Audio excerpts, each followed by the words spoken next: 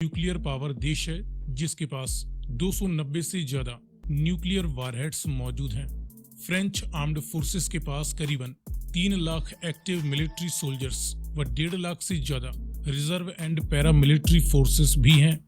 इनके पास कुल 400 man battle tanks हैं, 250 से ज्यादा मल्टी रोल व अटैकर जेट्स हैं, एक heavy aircraft carrier, 3 helicopter carriers, 10 विध्वंसक डिस्ट्रॉयर जहाज और 9 सबमरीन्स मौजूद हैं। इनका डिफेंस बजट 45 से 50 बिलियन डॉलर के बीच सालाना रहता है और ये हर साल इसमें करीबन 3 बिलियन डॉलर का इजाफा करते रहते हैं। इसके बाद नंबर 8 पर है जापान। चाइनीज अग्रेशन को देखते हुए जापान की एक्टिव मिलिट्री फौज 3 लाख से ज्यादा की हो चुकी है। इनके पास 600 से ज्यादा मैन बैटल टैंक्स हैं, 250 से ज्यादा जेट्स हैं, 4 हेलीकॉप्टर कैरियर्स, 36 डिस्ट्रॉयर शिप्स व 23 सबमरीन्स मौजूद हैं। जापान ने चाइना, नॉर्थ कोरिया व रसिया से लगातार मिल रही धमकी भरे संकेतों के चलते अपनी डिफेंस नीति को अब एक अग्रेसिव रूप देने की योजना बनाई है, जिसके लिए ये आने वाले समय में अपने 40 से 45 डॉलर वैल्यू के बजट को बढ़ाकर लगभग दोगुना करने वाले हैं। इसके बाद नंबर 7 पर है पाकिस्तान। पाकिस्तान की गिरती आर्थिक हालत के बावजूद पाकिस्तानी मिलिट्री के अच्छे दिन जारी हैं और चीन, अमेरिका, तुर्की आदि कई देशों से मिलने वाली आर्थिक व डिफेंस मदद के दम पर इनकी मिलिट्री पिछले साल अपनी 9th प्लेस से जंप करते हुए इस साल नंबर 7 पर आ चुकी है। पाकिस्तान एक न्यूक्लियर पावर देश है जिनके पास 170 से ज्यादा न्यूक्लियर वारहेड्स मौजूद हैं। इनके पास करीबन 6,80,000 से ज्यादा की एक्टिव फौज है व 10 लाख से ज्यादा reserve and para military personnel भी हैं। 3700 से ज्यादा मैन बैटल टैंक्स हैं, 450 से ज्यादा फाइटर एंड अटैकर जेट्स हैं। पाकिस्तानी नेवी में 2 मिसाइल गाइडेड डिस्ट्रॉयर शिप्स कम फ्रिगेट्स हैं व 8 सबमरीन्स हैं। इनका सालाना डिफेंस बजट 10 से 12 बिलियन डॉलर वैल्यू का हो जाता है और ये तुर्की व चाइना के साथ मिलकर और भी कई तरह के नए हथियारों का निर्माण भी करने में लगे हुए हैं। इसके बाद नंबर 6 पर है साउथ कोरिया। साउथ कोरिया के पास 6 लाख से ज्यादा की एक्टिव फौज है व लाखों रिजर्व एंड पैरामिलिट्री सोल्जर्स भी हैं। साउथ कोरियन आर्मी के पास 2300 से ज्यादा मैन बैटल टैंक्स हैं, 500 के करीब फाइटर जेट्स मौजूद हैं, 2 हेलीकॉप्टर कैरियर्स हैं, 13 डिस्ट्रॉयर शिप्स हैं और 22 सबमरीन्स हैं। साउथ कोरिया का डिफेंस बजट लगभग 45 से 50 बिलियन डॉलर के बीच रहता है, लेकिन ये नॉर्थ कोरिया व चाइना की रीजन में बढ़ती दखलंदाजी के चलते अपने डिफेंस पर और भी अधिक खर्च करने की योजना बना रहे हैं। इसके बाद नंबर 5 पर है यूनाइटेड किंगडम।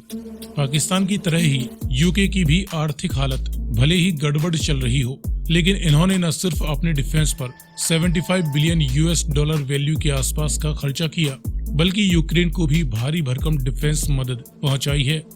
इनके पास फिलहाल 1,90,000 से ज्यादा की एक्टिव फौज है, 227 मैन बैटल टैंक्स हैं, 140 के आसपास फाइटर जेट्स हैं, 2 एयरक्राफ्ट कैरियर्स, 6 डिस्ट्रॉयर शिप्स व 10 सबमरीन्स भी हैं। इसके अलावा यूके एक न्यूक्लियर पावर देश है जिनके पास करीबन 225 न्यूक्लियर वारहेड्स भी मौजूद हैं। इसके बाद नंबर 4 पर है इंडिया। दुनिया की दूसरी सबसे बड़ी आबादी और वाइब्रेंट यंग पॉपुलेशन के दम पर भारत के पास दुनिया की दूसरी सबसे बड़ी स्टैंडिंग आर्मी है, जिसमें 14.5 लाख से ज्यादा एक्टिव ड्यूटी सोल्जर्स हैं और इससे भी ज्यादा रिजर्व एंड पैरामिलिट्री फोर्सेस हैं। इंडियन आर्मी के पास 4600 से ज्यादा मैन बैटल टैंक्स हैं, 680 से ज्यादा multi role and attacker jets हैं, 2 बड़े aircraft carriers, 11 heavily armed destroyer ships हैं और 17 एक्टिव सबमरीन्स हैं। भारत एक न्यूक्लियर पावर कंट्री है जिसके पास लगभग 160 से ज्यादा न्यूक्लियर वारहेड्स बताए जाते हैं। भारत का सालाना डिफेंस बजट भी 70 बिलियन यूएस डॉलर के आसपास रहता है, लेकिन भारत आगे भी अपने डिफेंस पर लगातार बड़ा खर्चा करता रहेगा। इसके बाद नंबर 3 पर है पीपल्स रिपब्लिक ऑफ चाइना।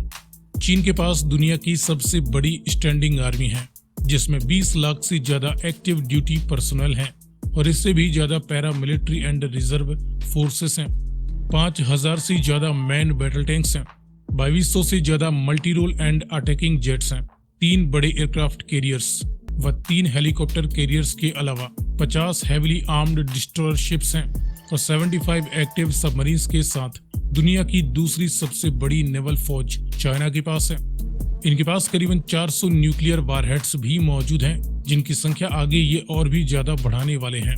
चीन दुनिया में दूसरा सबसे ज्यादा डिफेंस पर खर्च करने वाला देश है, जिनका पिछला defence budget 230 billion US dollar value का रहा और चीन आगे भी लगातार अपने हथियारों की संख्या बढ़ाता जा रहा है और ये जल्दी ही दुनिया की दूसरी सबसे ताकतवर मिलिट्री भी बन सकता है।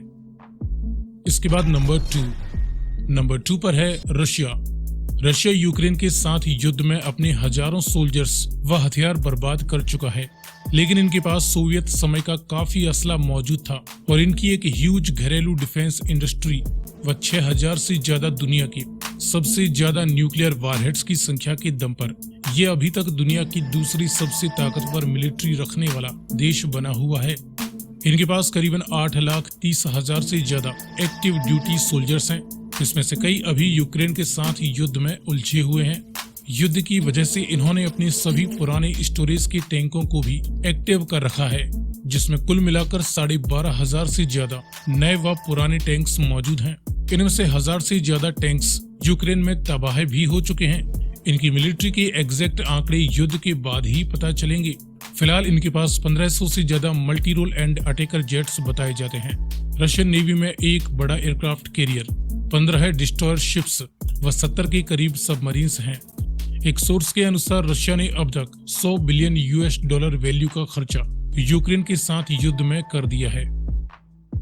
इसके बाद नंबर 1 पर दुनिया का सबसे ताकतवर देश अभी भी बना हुआ है the United states of America, जिन्होंने लास्ट ईयर अपने डिफेंस पर करीबन 780 बिलियन डॉलर वैल्यू का खर्चा किया और इस साल के लिए भी ये करीबन 800 बिलियन डॉलर से ज्यादा का डिफेंस बजट पेश कर चुके हैं। यूएस आर्म्ड फोर्सेस के पास फिलहाल 13,80,000 से ज्यादा एक्टिव ड्यूटी सोल्जर्स हैं। अमेरिकन आर्मी के पास 5,500 के करीब मैन बैटल टैंक्स हैं। 2700 से ज्यादा multi role and attacker jets मौजूद हैं। दुनिया की सबसे पावरफुल नेवल फोर्स